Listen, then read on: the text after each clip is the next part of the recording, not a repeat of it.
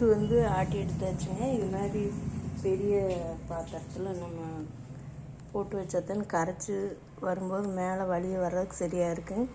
நம்ம இட்லி மாவு வந்து புளிச்ச பின்னாடி 2 பாத்திரத்தில் சம்படத்தில் வச்சு நம்ம ஃப்ரிட்ஜில் வச்சுக்கலாம். இந்த டம்ளரில் நம்ம 1.5 டம்ளர் உளுந்தும் 1 டீஸ்பூன் வெந்தயமும் போட்டு 3 மணி நேரம் ஊற வச்சு ஆட்டி எடுத்தாச்சுங்க.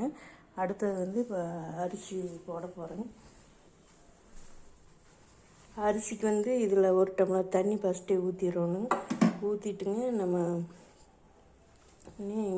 உளுந்து ஆட்டி எடுத்தாச்சு.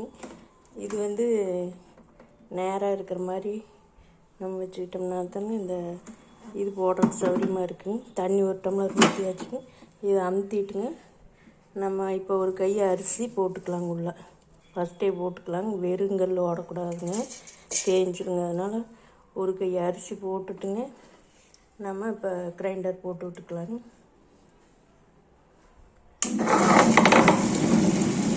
இது வந்து நம்ம அரிசி போட்டுக்கலாங்க. ஆட்டாட்ட நம்ம போட்டுக்கலாங்க. தண்ணி பத்தலைனாலும் விட்டுக்கலாங்க. 1 கிலோ அரிசிங்க, 1 கிலோ அரிசிங்க. நம்ம ஃபஸ்ட்டே தண்ணி 1 டம்ளர் ஊற்றிங்க அரிசி ஒரு கை போட்டுட்டு மறுபடியும் கிரைண்டர் ஆன் பண்ணேன். இப்போ அரிசி போட நம்ம தண்ணி பத்தலைன்னா இந்த மாதிரி ஒரு பாத்திரத்தில் தண்ணி பிடிச்சிட்டு வச்சுட்டு கொஞ்சம் கொஞ்சமாக ஊற்றிக்கலாம். இப்போ அரிசி வந்து நம்ம போட்டுட்டு வைக்கலாம். எல்லா அரிசி போட்டு முடிச்ச முன்னாடியே ரொம்ப ஃபஸ்ட்டே தண்ணி ஊற்றினோம்னா அரிசி ஆட்டு விடாதுங்க. அதனால் கொஞ்சம் அரவிடத்தை கொஞ்சம் நம்ம ஆட்டாட்டத்தை தண்ணி ஊற்றணுங்க. இது மெயின் சுவிட்ச் இங்கே இருக்குதுங்க. அந்த சுவிட்சை போட்டு விட்டு இந்த சுவிட்சை ஆன் பண்ணணும். அப்புறம் கிரைண்டரை ஊற்றி ஏற்கனவே வீடியோ போட்டிருக்குது, அது அப்லோட் ஆகலைங்க. ஃபஸ்ட் போட்ட வீடியோ போட்டு இந்த வீடியோ வரும். உளுந்து ஆட்டுற வீடியோ ஃபஸ்ட்டு போட்டாச்சுங்க. எவ்வளோ அளவு என்ன இதெல்லாம் போட்டிருக்குது. இப்போ வந்து அரிசி தான் ஆடுறேன்.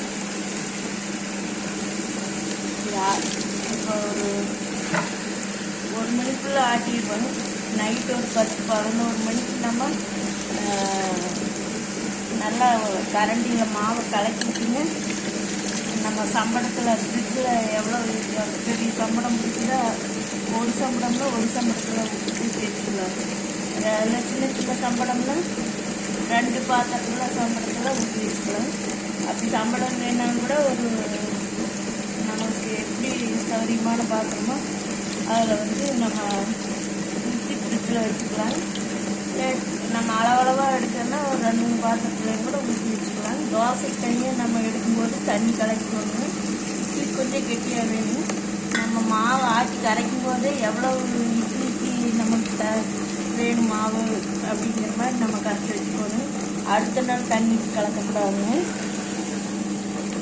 கொஞ்சம் உளுந்துக்கு வந்து நல்லா தாராளமாகவே கொஞ்சம் தண்ணி ஊற்றி கடைசியில் ஆட்டின முன்னாடி தண்ணி கொஞ்சம் ஒரு 1/2 டம்ளர் ஊற்றி கொஞ்சம் ரொம்ப கெட்டி இல்லாமல் ஊற்றி போட்டுக்கலாம். அரிசி கூட கொஞ்சம் கெட்டியாகனா ரொம்ப கெட்டியாக வராது, ஆட்டக்கூடாது.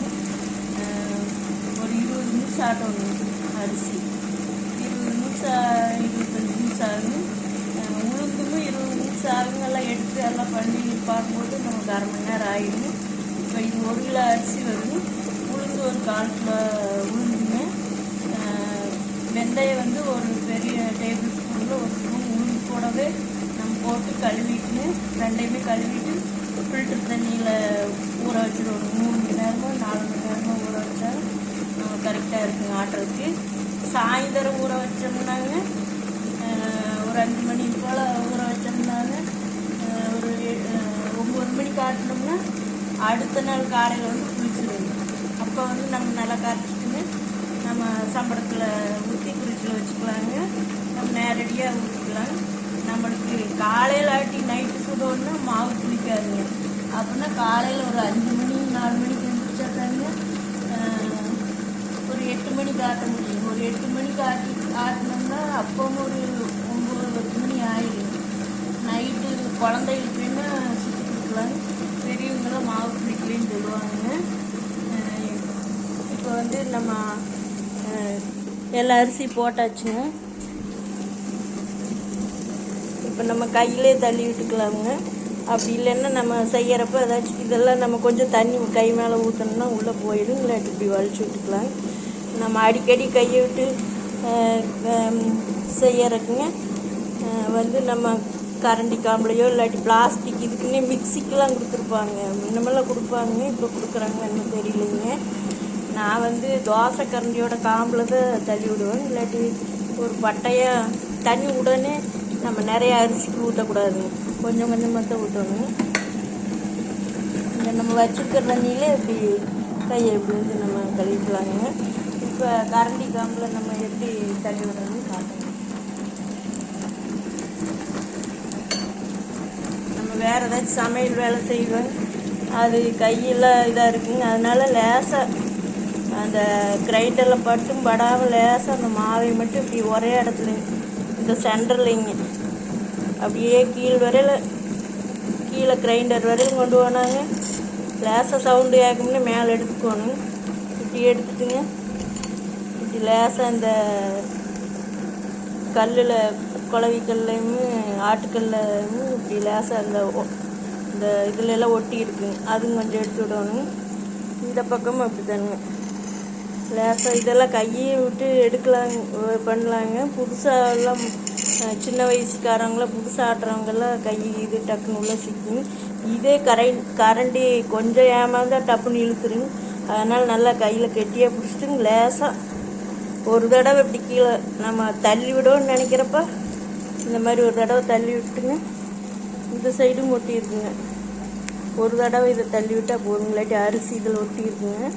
இதை வந்து நம்ம தண்ணி உள்ள இதில் கரண்டி மேலே தண்ணி ஊற்றி நம்ம இது பண்ணிக்கலாங்க. ஒரு 25 நிமிஷம் ஆகுங்க ஆட்டுறதுக்கு. ஆட்டிட்டுங்க இந்த உளுந்து கூட இதை ஆட்டி முடிச்சோடனே ஒரு கை கல் உப்பு போட்டுங்க 1 நிமிஷம் ஆட்டினோடனே அந்த உளுந்து கூட போட்டு நம்ம ஒன்றா கலக்கி வச்சுட்டுங்க. நைட்டு இப்போ 1 மணிக்கு ஆயிடுச்சுங்க. நைட்டு ஒரு 11 மணிக்கு கலக்கி நம்ம சம்பளத்தில் ஊற்றி ஃப்ரிட்ஜில் வச்சுக்கலாம். இது இன்னும் ஒரு 1/4 மணி நேரம் ஆட்டணும். ஒரு 10 நிமிஷம் ஆகிருக்குங்க. மொத்தம் ஒரு 25 நிமிஷம் நல்லா நைஸாக ஆட்டினா நம்ம மாவு கூட கலக்கி வச்சுக்கலாங்க. உளுந்து மாவு கூட கலக்கி வச்சுக்கலாங்க. அவ்வளோதாங்க. இன்னொரு ஆட்டி முடிச்சுட்டு கரைச்சி வச்சுக்கலாங்க.